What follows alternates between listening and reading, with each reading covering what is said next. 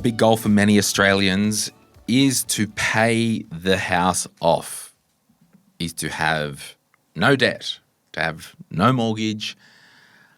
And Joanne in the Facebook group asks a question, and we do see this question come up every now and again. The last time we were talking about it was a couple of months ago when we had the Perth show. But as long as people keep asking this stuff, we will keep talking about it. Is it worth / a smart move to refinance our investment property to assist with paying off our PPOR?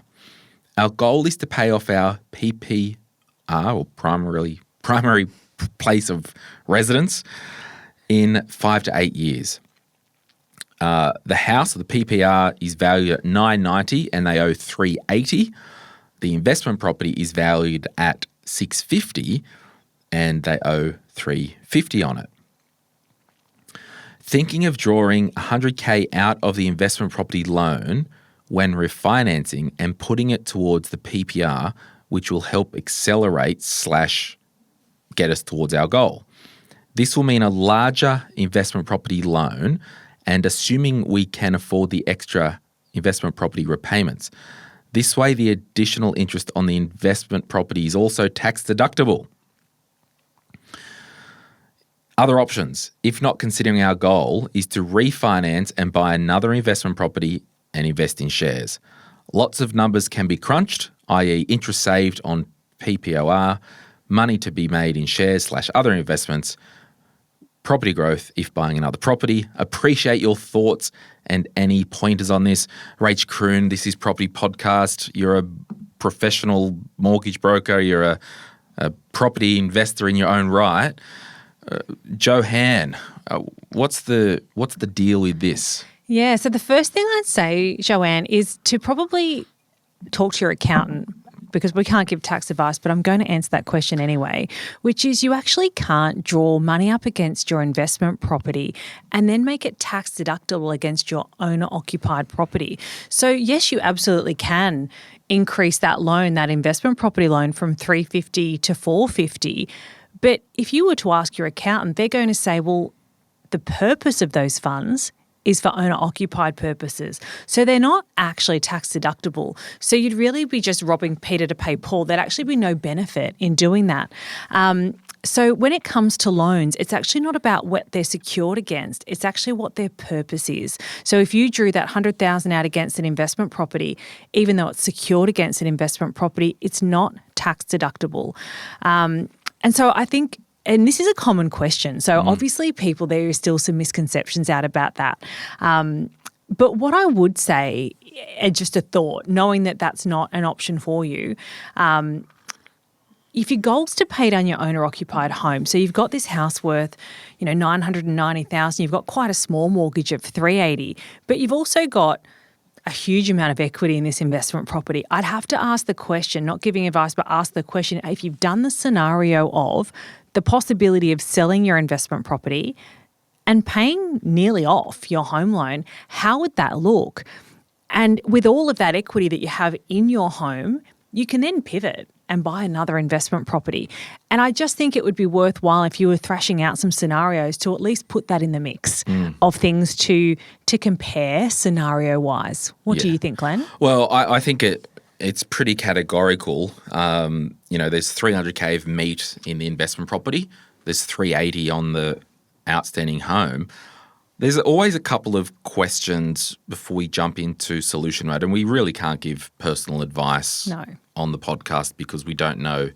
There are so many questions I want to ask old mate, but on the assumption that the house worth a ton or $1 million, they're happy to stay there for the next 8 to 10 years. So I'm assuming that. All day long, if I was waking up in this position, the investment property's gone. I might have $280, $300, depending on, some agent fees, might be a little CGT. Pump the home mortgage, and the tax owing can sit on that offset account for the year until it's due anyway. You might only have $80K left on the house. Make it your reason for living to put every living cent into that mortgage to pay off the house. You might get it done in 3 years. Then we can wake up And this is I like how you touched on this. It's all about the purpose of the loan. So if the house was worth $1 million and it was paid off, right? Rach, you could rock up to your local mortgage broker, like Sphere Home Loans, and say, I want to borrow against this house that I own with $1 million to invest in another property or shares or whatever. There's probably $700,000 to $800,000 of usable equity. Yeah, after he pays that down, Yeah, once absolutely. it's clear. Once yeah. you own that asset, you could borrow up to 80% out of it. Yep. So at that point, you've talked about wanting to buy another investment property. You've talked about maybe investing in shares. I mean, you could do it tomorrow if you wanted to, but I want people to just, in this position, it could be a good time, Johan, to get some actual financial advice so they can model out some scenarios. Yeah, and definitely have a chat to your accountant and a mortgage broker. Yeah, well, a financial advisor could also do this because they can give tax advice. Because and this is where it could be worth paying $5,000 to $6,000 for some projections and modelling. My initial thoughts would be, if I did sell the investment property and I paid down the mortgage, the money that you've got two options: to attack that remaining 80 to 100 grand on the mortgage, like it's going out of fashion, like the house is on fire. Then what I'm probably looking at modelling as a tax strategy and an investment strategy is potentially salary sacrificing, if we've got room and because we don't know Johan's income, what we were paying on our mortgage to superannuation. Then we can still borrow against the house to buy another investment property, buy some shares. You can have it all, my friends. So that's what I'm thinking. Because I can tell you, I did this for years. You do these cool little strategies. Yeah, pay the house off, salary sacrifice to super. You're building wealth for the future. You're paying a shat ton less tax. You might buy an investment property. The investment property might have a depreciation schedule, reduce your tax even more. We're not buying it just because of tax, but it's a benefit of that. And then we go, all right, let's build wealth for the next X amount of years and get on with it.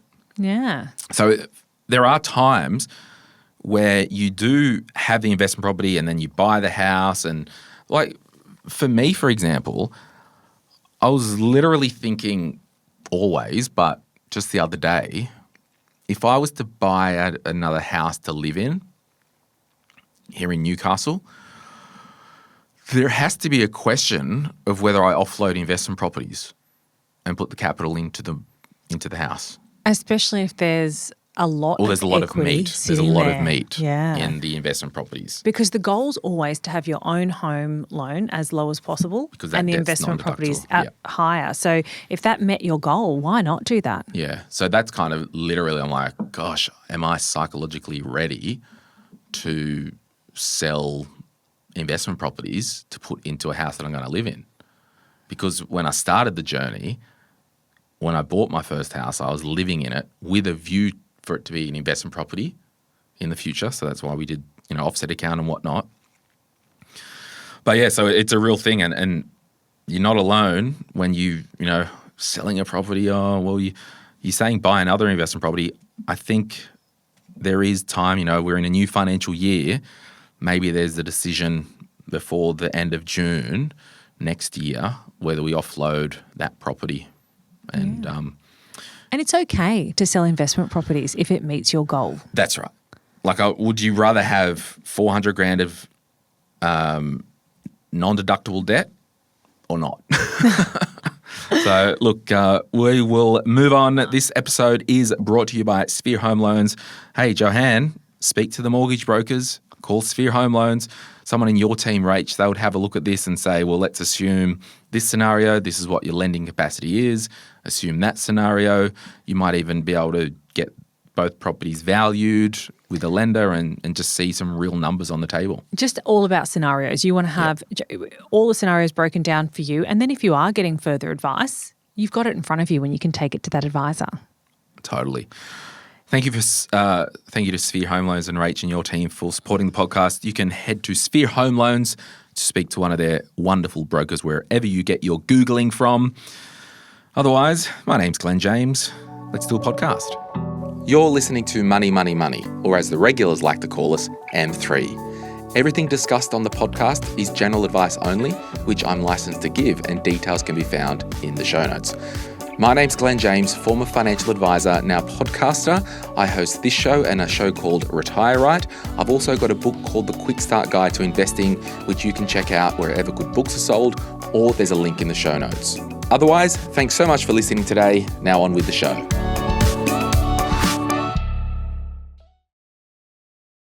All right. Rach Kroon from This Is Property.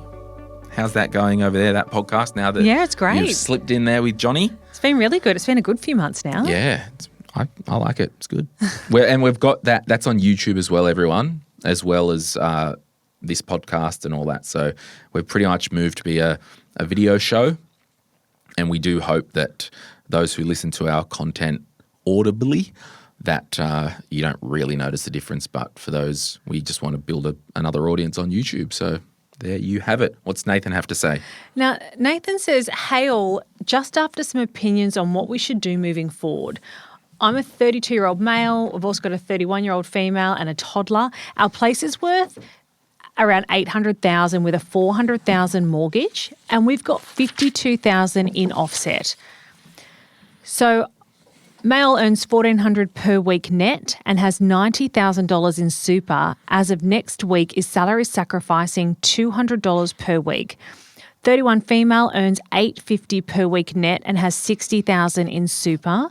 And as of next week, is salary sacrificing $50 per week. We also have around $5,000 in VGS currently. We have around $500 a week spare. Do you think we should continue to build the offset or start to load up on some more VGS? Glen. That's a lot. Rach, I'm just having a look here. While you were chatting, I grabbed my pen and paper. So this is an ultimate financial planning 101 discussion. And we always have to – it's funny that the producers picked this question because it is similar to the first question. Spoiler, I am the producer. Look, what is your goals? Everything we do in financial advice land on this podcast will go back to what is your goals for your lifestyle and finances. There are other money podcasts, there are other investing podcasts, there's other entrepreneurial podcasts, and the whole aim is to build wealth and print as much money as possible. I'm not cut from that cloth. I'm from the cloth of what do you want to achieve. Let's work back from that and try and achieve that. So I would first say they've got a toddler. My first question, are you planning on popping out any more spawn? Because if you are, okay, well, maybe we just need to build a bit more cash buffer and just, chill out a little bit. Sure, you've got your little salary sacrifice there. Love that. So that's what I would do. The male earns female $850. And those figures are net. They're net. So can you maybe see what the total 850 times 52, that's 44. So maybe on 60 for the female. He'd be on just over 100. He would, yeah, okay. Good financial position. You got a relatively small mortgage and some cash savings. So congratulations on that. Next week, salary sacrificing $50,000, 200 per. Okay. So the male is going to be salary sacrificing $200 per week. Awesome. I'll probably, my first comment is there a discussion in the house where we need to look at having some parity with the super funds? Now, depending on tax rates, it wouldn't necessarily be salary sacrificing more for the lower income earner, it might be better to do some super splitting of the amounts that are going into hubby's, male super. So that's just a little sidebar. Do we want to focus on getting the supers a little bit more even? We also have 5K in VGS currently, which is the Vanguard Global Share ETF. And then we have around 500 a week spare. Do you think we should continue to build the offset? Okay, I'm building up the offset. Number one, I want to know that 50K, what is that? Is it savings for a holiday? Is it a $50,000 emergency fund? Is it saving because we're going to have another child and someone's taking 6 months off work or a year off work? I want to know if you have your full emergency fund and a cash buffer there if there is more children on the way. Honestly, that's my reason for living with that $500 a week spare. Sure, keep the $250 a week overall salary sacrificing to super in the background, knock yourself out, but what is this cash for? So that's what I want to know, number one. Number two, what do you want to do? Is it a goal to aggressively pay off the mortgage?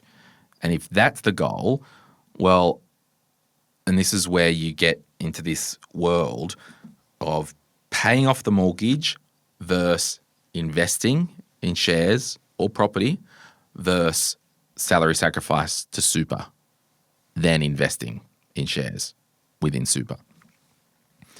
Whatever way you cut it, whatever numbers that you look at, on paper, the best overall strategy in terms of wealth creation and wealth building and tax minimisation is the salary sacrifice capping out super each year, without a doubt. Then we need to say, well, okay, on paper that's better financially. Well, if the goal is to pay down the mortgage, well, we don't want the money in super. The next thing is paying off the mortgage versus investing. Again, categorically, we know over the long term, the investment return, maybe with some franking credits, will be a higher percentage than an interest rate. So could be tracking 8-9%. At current interest rates, you get a mortgage, what, 6, late 5s at the moment? Yeah, we're in the 5s now. Awesome. Tim, if you're listening, call me. Hook me up.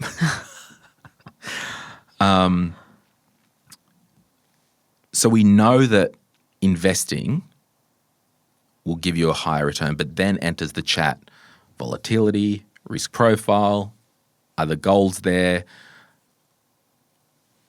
So these are just questions, and I don't know if I've got an answer. What would you do if they had $500 left over?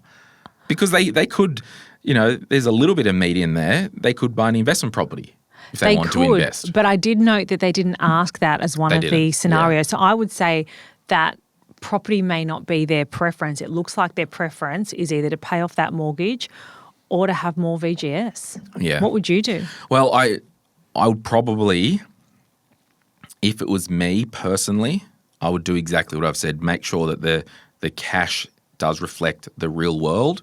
Emergency fund, if we need a cash thingy for some parental leave, then I would look at capping out super first. Now, if they are a bit gun shy, I was like, oh, we're 30s, we don't want to put money away for another 30 years. Well, sure, let's invest more outside of super in our own name. My only concern is VGS. I'll just read this, everyone, which is the Vanguard MSCI International Share Fund. I'm pretty sure it's ex-Australia. Yeah. They invest in around 1,300 companies from developed countries, excluding Australia. I would probably want a bit more of a balanced portfolio than just 100% VGS. So that's a discussion there as well. Look, if in doubt, you can always do a bit of both. That's also okay. You can, okay, well, we've got $500 a week spare after we do the sal sac.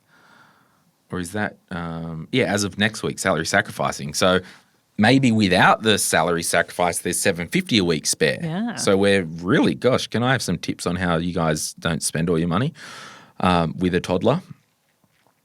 Yeah, there is actually no answer to this other than if you wanted to, you could, of that $500 a week spare, put $250 into a portfolio in your own name, noting that I think you probably need to look at a more balanced portfolio in terms of diversified, or at least have some Australian equity exposure in there and property and all that stuff. Or pump the mortgage with half of it. What do you want to do? Whoever wrote, Nathan, what's your wife want to do? Ask her. Do that. Because we need to be both on the same page. But yeah, it's a good one. You know, we do have so many listeners who are in their 30s crushing it with good And they incomes. are crushing it. Oh, amazing. To have, and that's it. Like, I'm also doing some super splitting and getting her super up a little bit, I think. You've been talking about that a bit lately. I think it's great, the super It's the splitting. best unkept secret or whatever they call it, best kept secret or something like that in relation to super. And we'll put a link in the show notes or a little thing up on YouTube because we did a dedicated YouTube clip on super splitting. It's amazing. Yeah. All right. Sorry we can't really help, Nathan, but I just want to say you're crushing it. Definitely crushing it. And go and spend some money with an advisor. It's okay to do. Don't rule out an investment property. Oh, yeah, all that. That will almost pay for itself. Oh, depending on what the property is. I just like it to be in the mix. Yeah. Yep. Alex says, I enjoyed the new TMI show and it reminded me I've been wanting to ask about this. My kids and I have spent 5 years regularly investing $50 per fortnight across 2 Spaceship products with a plan to set and forget when it reaches 10K. What next? Start saving for an index-based ETF. Currently paying off a mortgage very slowly, one below average income, no other debts or significant assets. For context, this was a way to show teenagers the ups, downs and advantages of investing versus putting the money in an account for 7 to 10 year goal. Half the money will probably be taken out in 2 years' time to help fund a car, gap year or uni. The other half will probably go 3 years later for the same purpose. Yeah. What do you reckon about this? Well, I just want to say, currently paying off a mortgage very slowly on a below average income, no other debts or significant assets. The fact that you got a mortgage, roof over your head, you've got no other debts, and you are investing, congratulations. Or you are saving for the kids' future for fun, the car and the gap year and all that. And congratulations on what you're teaching your teenagers, because it's not what you leave your kids, it's what you leave in them. Ooh, okay, Gandhi. I kind of wanted to talk about this one in a cheeky way because I read this and I love you, Alex, please. We're making entertainment here. I can see you doing the right thing. I'll just talk about this and then we can talk about what next in terms of Spaceship or index-based ETFs. So she wants to show teenagers the ups and downs and advantages of investing versus putting the money in an account for a 7 to 10 year goal. Awesome. The problem is in your next breath you say the money will be taken out in 2 years' time. We don't really want money to be invested unless it's going to be there for more than 5 years. Yes. So maybe, again, obviously you're fine and you're doing everything you want, but you just need to understand that if you've got money going into this investment account, maybe you turn the lesson around if the market has shat itself in 2 years when you need the money. Say, hey, kiddies, can't buy the car yet because remember the investment that we're going into, it's down. We need to wait till it goes back up. So I may be showing them a bit of a strategy to say, okay, we're saving I've spent 5 years roughly in 50. So they're almost. She's getting to 10 grand, $50 a fortnight. Maybe for the kids, and if you're using it as a tool to show, we have a bank account in your name, which we call short term. We'll call it car, call it gap year or uni, call it whatever. And then the investing account is the 5+ account.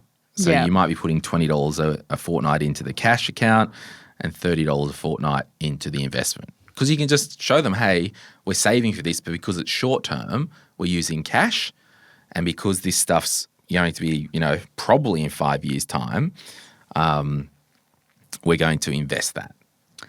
What would you say the minimum amount of time is if someone was going to invest in shares? 5 to 7. Yeah, okay. Yeah. So they definitely need that second account. I think so. But also, knock yourself out. You might strike it lucky. The market could go to the moon over the next 2 years and you could do very well. But we know we ordinarily don't want to invest in growth assets for, how long would you say if someone was like, oh, I want to buy an investment property, might sell it in 2 years. Like, what are you saying to them? Yeah, so I would still say 5 to 7 as a minimum for property. Yeah, property. because it's a growth asset, right? Yeah. Because property doesn't always go up in value. Yeah, not to say people haven't done well in short term. That's right. But for everyone who's done well, there's a heap of people in the corner who've been screwed by growth assets. Yeah. So, look, I get that. So you want to aim for 10 grand. Maybe it could be we're just going to save, we're going to pause the investing and save 5 grand in cash, then the rest, or split it that way. But when she says what next, because she's in 2 Spaceships products, once it gets to 10 grand, well, you can leave it in Spaceship. So Spaceship is an investment product that has a diversified portfolio skewed to growth, skewed to tech. It is a managed fund. I don't necessarily think you would need to move it from Spaceship to an index-based ETF, because now we're talking about investing styles and asset allocation. Why would somebody go to an indexed-based ETF over a Spaceship account? A Spaceship account, and I'll just pull it up. Spaceship, I think it's a Universe portfolio. Their whole shtick was, when they released it, their whole thing was invest in things going up in value, going to the moon, the rocket, so all the tech bro stuff. And they actually got fined because they were saying, we're picking the best tech products in the universe to invest in. But they got smacked on the wrist because they had index funds and they actually weren't individually picking. So there was a mismatch between the marketing. So the Spaceship fund, let's have a look here. Number of companies in the fund, 50 to 80. Minimum suggested hold time for the investment is 7 years. So their own product says don't put money in unless you can leave it for at least 7 years. And this is the difference with terminology, Rach.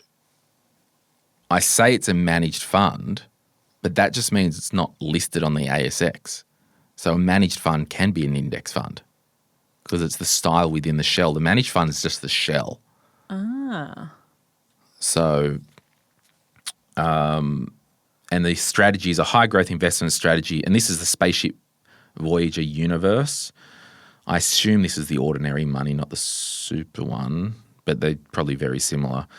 The primary objective is to provide long-term capital growth by investing in companies that satisfy our WWG methodology, whatever that is.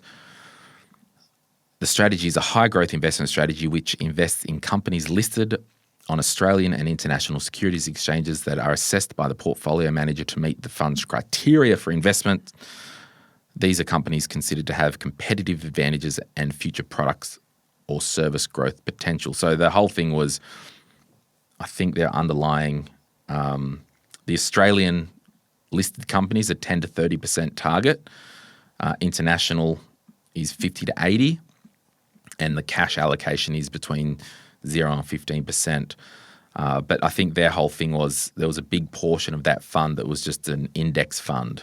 But I haven't had a look at this Spaceship product for a while because there's that many products out there.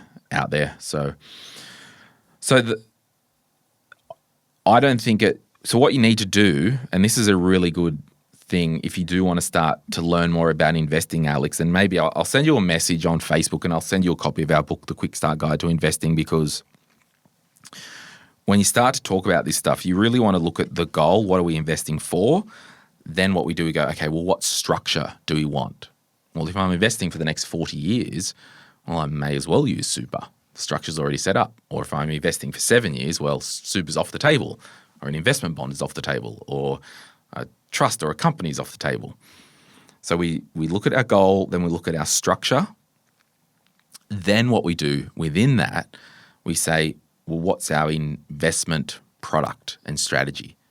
And within that, we then go, okay, well, do we want a 100% growth portfolio? Do we want just VGS? Or do we want some blended Australian property, Australian equity? Do we want all that? Then it's a question, well, do we want active or passive fund management? What's the difference between active and passive fund management? It's a great question looking at the time, but we'll go there just to help. Because I actually don't know. Yeah. So on the ASX 200, right? Have you heard of that? I have, yeah. So well, hey, I don't want to assume anything. Let me just do this ASX 200 ETF, holdings IOZ. So the ASX 200 is effectively an index of the top 200 companies on the Australian Securities Exchange. So the index is a weighted index. So if CBA has, I'll just tell you now, if CBA has 8% of that index, let me just see if I can have a look at the holdings here. Yeah, here we go. Oh, no, it's up to just under 12% as at the start of July. Don't know when this episode's going up. Might be a bit later. So at the start of July, the weighting that CBA has is 12% of the 200. Does that make sense? Yeah. So there's products out there that you invest in that just match the index. So if I put $10,000 into an ASX 200 ETF of Australian only, I've got $1,200 of CBA. So that's an index approach. Yep. And it's low cost because every quarter it rebalances back to the index. So it's really cheap. Active fund management is the companies that go, our goal is to choose our own companies, you get it now, and try and outperform the index. Yep. They charge a higher fee. 80% of those companies out there don't beat the index. Really? So for most of my equity investing, I do index investing. So that's what I mean. We look at our goal, we look at our structure, or in terms of ownership structure. Then we look at our portfolio composition, risk profile, allocation, and that could be, I really like Spaceship that they've got a high skew to international equities. I'm happy with that. They might have an active portion in there. They might have an index portion. It might all be index. Or you say, well, I'm happy with a one-stop shop and I'll just buy an ETF that's Vanguard, VDAL or VDHG and just shovel money into that. So that's how you kind of go down. And it could be I don't know, does that make sense to you or? It makes sense to me. Yeah, because for me. I had a big penny drop as you explained it. I'm more of the view that when I make decisions, I have to walk down the garden path and make those decisions in order to make sure that I'm making the right decision. Because the reason where investors can fall into a trap, and we talk about this in the Quick Start Guide to Investing book. You should have a read of it. Yeah, I have read most of it. I just have you? didn't retain that little bit. That's all right. People go, oh, I just want to invest in an active ETF that's listed. Okay, awesome. They run out and they invest in an active ETF that's listed, and they can only get that in their own name because there's no super fund that does an active ETF that's listed, for example.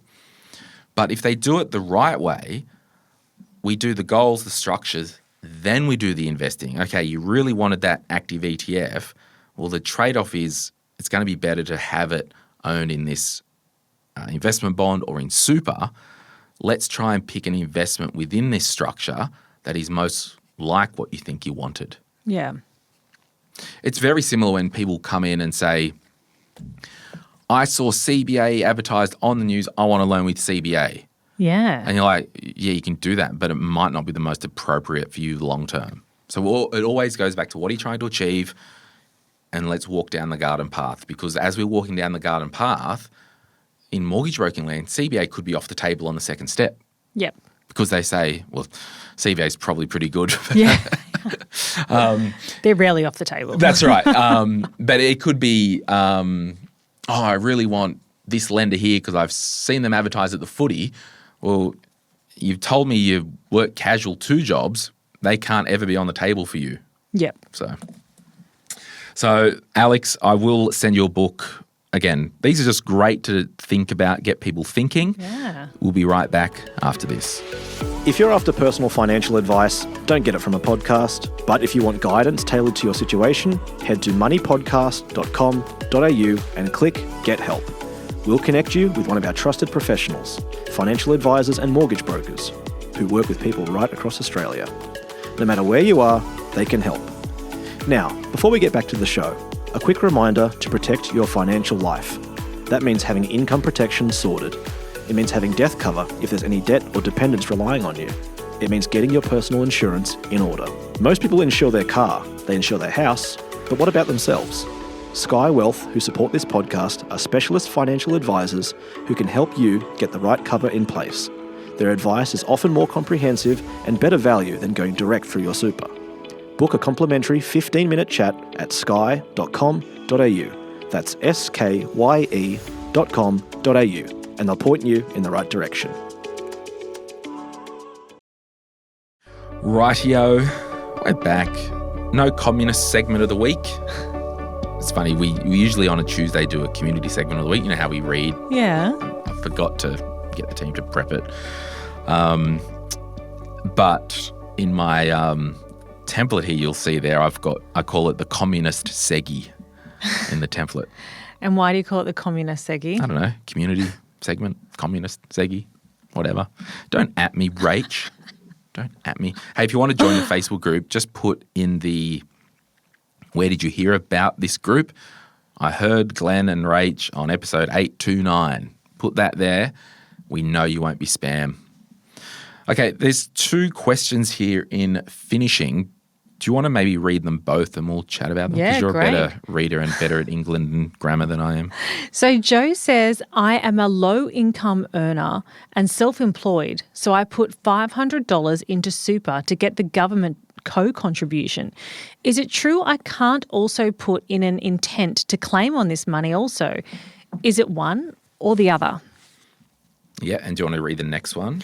And Kirk asks, hello gang, when should a notice of intent to claim on super contributions for tax reductions be done? Does it need to be before the end of financial year or before you do your tax? I don't have access to a printer right now, so I was wondering if I've missed the boat. Thanks for any help. Yeah, so these are kind of similar. So we know that the government co-contribution, remember back in the day, if you put 1,000 in, they would put 1,000 in. Yeah, and it's income. Well, you have to, the thresholds, I think, if you've got to earn under $47,488 to get the maximum entitlement, and it tapers out up to about $62,488. So basically, that contribution, it has to go in as a post-tax contribution.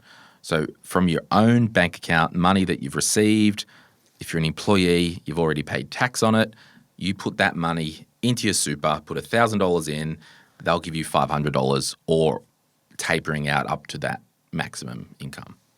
Oh, I see. I've never looked into it, but I always thought it was you could salary sacrifice it in. Okay. If you want to get really technical, some employers, you can salary sacrifice the non-concessional, Okay. a personal contribution.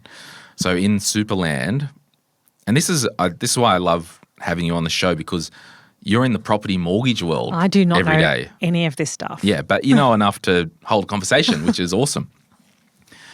So there's broadly two ways to get money into super. They call it a concessional contribution, which is money that is paid in before you pay tax on it, and the super fund take 15% tax. You can currently put $30,000 a year in, but that includes the 12% that the employer pays. Yep. Okay. Then you can put your own money in of up to $120,000 a year after tax. And then there's bring forwards and catch-ups and all that. Now, you can, depending on the fund and the employer, say to your employer, can you put $20 a week into super as a salary sacrifice? Ordinarily, the default would likely be a concessional contribution. So for the employer, if someone was paid $50,000 and you said, I want a salary sacrifice $1,000 a year, they would add that, and then on your notices of assessment, it would say your income is $49,000. Yep. Okay, so that's concessional contribution. Some funds, it could change. You used to see it on forms. If my team said to do this, I'd probably say, nah, do it yourself, but I probably would. Not that you, I don't know if you would, but you could, in theory, ask your employer, I think, to salary sacrifice as a non-concessional contribution. Okay. So they would put that $1,000 a year in post-tax. So you're on your notice of assessment, it would say you've earned $50,000 and your taxable income's $50,000. So what you can do, you can put money out of your bank account into super, and this is what Kirk's getting at. I think within the last 10 years they changed it. So ordinarily you used to have to just be self-employed to be able to put your own contributions in and claim it on tax. So how that works is when you so if I had money in my bank account and I wanted to put $1,000 into super, it would just sit in the super fund as $1,000.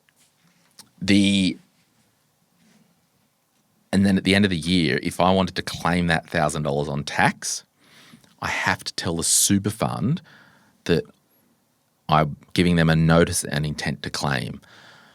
So I tell the super fund online that I want to make that $1,000 that I personally put in a deductible contribution. So the super fund will take the 15% tax off it, or $150. Then I can claim that $1,000 on my tax return. Oh. So a couple of things here. Joe, the government co-contribution can only be a personal non-concessional contribution. You can't tell them to, because then in the background rate, the super fund take the $150 from that $1,000 contribution, pay the government, and then move it to the tax component in the fund, because there's different tax components within the fund. So the government co-contribution, it's post-tax only. So in answer to your question, Joe, is it true that I can also put an intent to claim in on this money? No, you can't. It's a personal contribution. $1,000 stays in the super fund.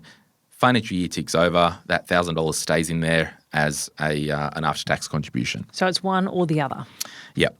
Now, for Kirk's question, you can put so if Kurt put $10,000 in to his super fund, we've just had the end of the financial year. At the end of the financial year, if he wants to claim that $10,000 on his tax return, which would mean if he earned $50,000, he would only be taxed at $40,000, but the super fund takes the 15% tax off that. Yeah. If Kirk wanted to do that, he just has to do it before he does his tax return, number one. Number two, if you are going to roll over your super to another fund, you have to do it before you roll it over, because once you roll money out of super, they will transfer all your money to the new super fund. The new super fund will just receive a statement. They call it an ETP, and it'll say these are the tax components. So, Kirk, you would need to, and you can do it at the end of the financial year if you know what the amount is going to be and lock that down. You need to do it before you move super funds or pay any rollovers or anything, so they can move the tax components within the fund and take the tax off it. Because if Kirk put the $10,000 in, didn't do this notice of intent to claim, then moved super funds, it's crystallised and stuck in the fund, and he can't then claim it on tax. And that makes perfect sense. Yeah. So I don't have access to a printer right now, so you must be with an old fund. A lot of funds you can log in and do it online. Now, back to the concessional or the concessional contributions caps, Rach, if Kirk, for example, his salary meant that his employer put 20 grand of super payments in, right? Gross. For that financial year, he's got $10,000 extra because it's a $30,000 cap.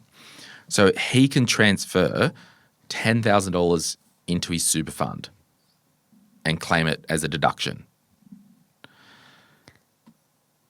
What you can do is at the end of the financial year or the start of the new financial year before you're doing your tax return, if Kirk has put $10,000 in as a personal contribution, thinking that, work did 20, and he does the numbers and it's like, oh crap, work actually put $25,000 in and I put 10 in, I can't claim the whole amount.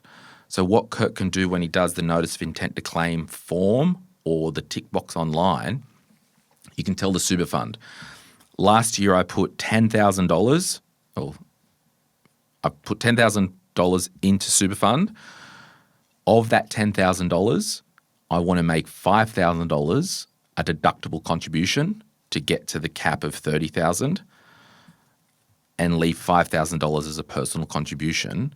That means he can only claim $5,000 on his personal tax return. And if he hasn't done that by June 30, because we're at that end of the financial year, and he doesn't do his tax until March of next year, he can do that as long as he does it before March. But I would say do it sooner than later, because if you've got insurance rollovers or anything like that, you just want to get those tax components locked in. Yeah. So, yeah, just a good bit of housekeeping there. Any other questions? So you can wait until you get back, Kirk? Yeah, Kirk. I don't have access to a printer right now. I wonder where he's gone. He's on holidays. He's having a great time. Do you know that, or are you just making up? I'm just making that up, but cool. I'm assuming. Kirk's just going for it. Well, we have covered a lot of ground. Thanks so much, Rach, for jumping on and having a chat. Oh, it was great to be here. I don't know. It was a good chat. I mean, Nathan and Alex's questions, probably hard to really nail because of the variables, but it's good fodder to chat with. So my name's Glen James. Remember, everyone, be like Rachel, buy my investing book, The Quick Start Guide to Investing, and a lot of this crap, we talk about it, and that's why I'll continue to talk about this book, because it's really good. And I did it on purpose, that you've got to have your strategy, and there's a whole chapter on strategy. There's a whole chapter on portfolios. There's a whole chapter on finding your why. It's a great book. So we'll put a link in the comments. My name's Glen James. Rach Kroon from Sphere Home Loans. Thanks, Rach and Sphere. And you can hear more from Rach on the This Is Property podcast. See ya. Bye. Any advice is general financial advice only, which does not take into account your objectives, financial situation, or needs. Because of that, you should consider if the advice is appropriate to you and your needs before acting on the information. If you do choose to buy a financial product, read the Product Disclosure Statement, PDS, and Target Market Determination, TMD, and obtain appropriate financial advice tailored to your needs. Simo Interactive Pty Ltd, the publisher of this podcast, and Glen James are authorised representatives of Money Sherpa Pty Ltd, which holds financial services license 451289. Opinions or comments from any guests on the podcast are theirs and not those of the host or the publisher or their respective license holders.